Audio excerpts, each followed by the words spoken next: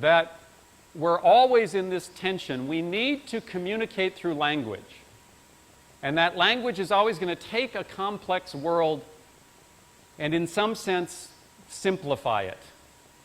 Right? We can't deal with the complexity of the world on a daily basis. It would be overwhelming.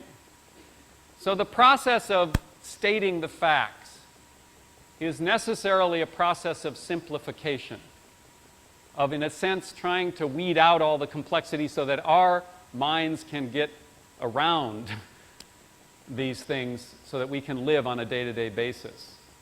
When you start peeling back the world, it gets very, very complex very quickly. And that's the tension I'm talking about. Throughout the day, we're going to be talking about this tension between a need to organize the world so that we can understand it, make claims about how the world works, and then come to judgment about how the world should be. We've got to do that. To be human is to try and understand the facts, to try and come to understand how the world works, and then to make judgments. That's what we all do. There's no escape from that. But we're really not very well equipped to do it because the world is more complex than we can really capture. So what I really want to argue is that in a world where human beings, we like to think of ourselves as really bright, correct?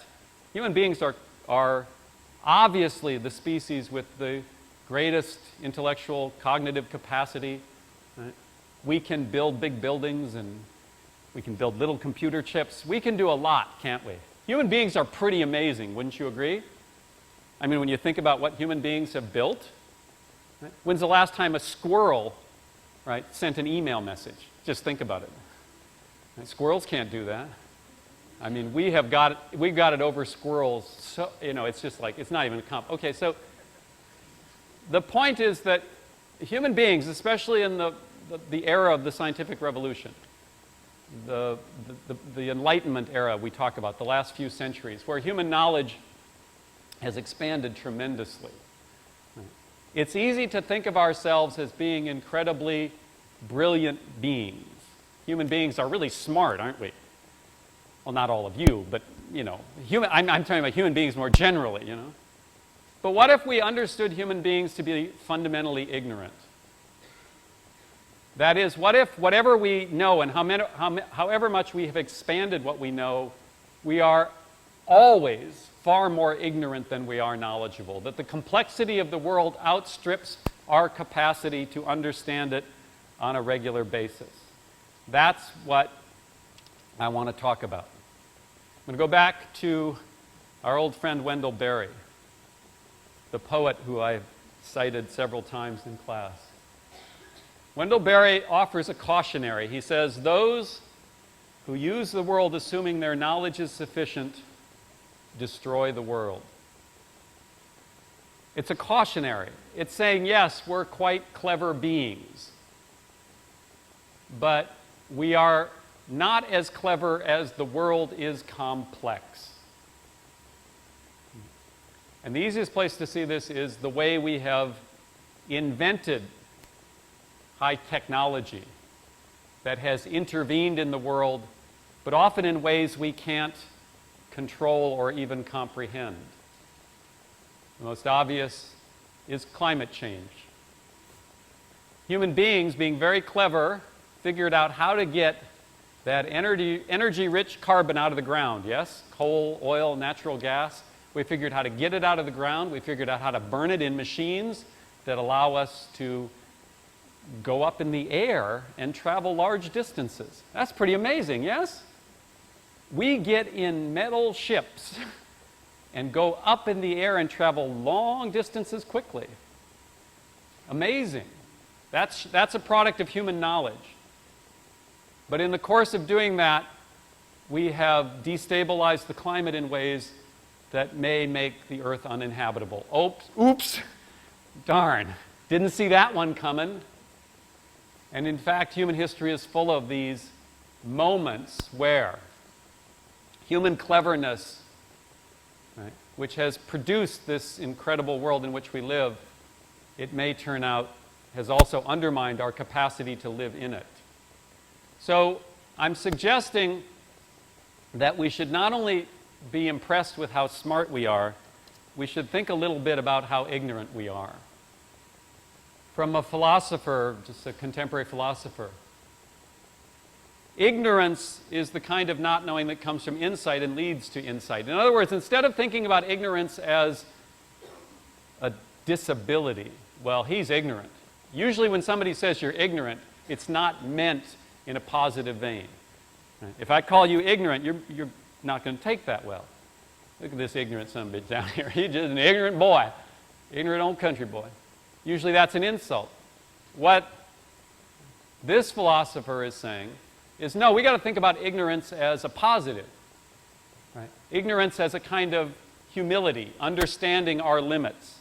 Ignorance is the not knowing that opens us up to philosophical wonder. That instead of always being so impressed with what we know, maybe we should shift the focus onto what we don't know.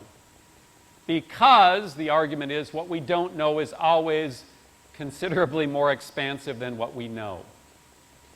We fall into the trap of believing we're smarter than we really are as a species. And I'm not talking about any individual. I'm talking about the collective human species. Right? So we're talking about facts. We're talking about how we know things, all of this. And all I want to do is suggest we think a bit about ignorance. This is a nice little drawing I stole from a book. Here are the points. Think about the kinds of ignorance that dominate our lives. Okay? This is a kind of ignorance map. If you think about these are all the things, the ways we don't know. First of all, what some folks call known unknowns. All the things you know that you don't know. Start to make a list of the things you are aware that you do not know.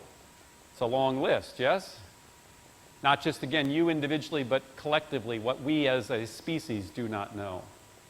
Add to that the unknown unknowns, the things we don't even know that we don't know, which there are. Lots of things. At our level of understanding, there's a whole lot we don't even know that we're unaware of in that sense. Then think of errors. All the things you think you know, but you don't. You're making a mistake. Add to that the unknown knowns, all the things you don't know you know. Gets a little confusing, I know, but write these down. You can ponder it. And then two other categories, what these writers call taboos. Things that are simply, in social terms, you're not allowed to know. They're taboo. And finally, denial. All the things that are simply too painful to know. So we ignore them. And that one's a tough category because everybody immediately can think of some time in your life when you knew something and you decided you were not going to acknowledge that you knew it because it was simply too difficult. That happens again, not just at the individual level, but at the collective level as well. So this is a little digression of sorts. It's a plea for ignorance. Right? In college, everybody's telling you to learn things to become more knowledgeable, to be smart. Yes, that's the thing. You want to be smart. You didn't come to college, spend all this money in 4 years to get dumber, but in some ways, the product of a good education is to recognize your ignorance. Not just to show off what you know, but to recognize what you do not know. It's a kind of intellectual humility, a recognition of limits in a world that often encourages us to ignore limits. So, when we're talking about facts, I want to emphasize the complexity of it, in a sense, the depth of the task of trying to know about a complex world. Right? Right. A plea for doubt and ignorance, in a sense. But does the existence of doubt make knowledge impossible? Well, no, I can't accept that because otherwise I don't know how to move forward in the world. So even though we're aware of all the limits, all of the problems, in trying to make knowledge claims, we want to go forward and do that. Oh, excuse me, we're not going there yet. Okay? This is simply a recognition of the human condition. You may say, well, I don't like this. Well, I'm sorry. That's the way it is.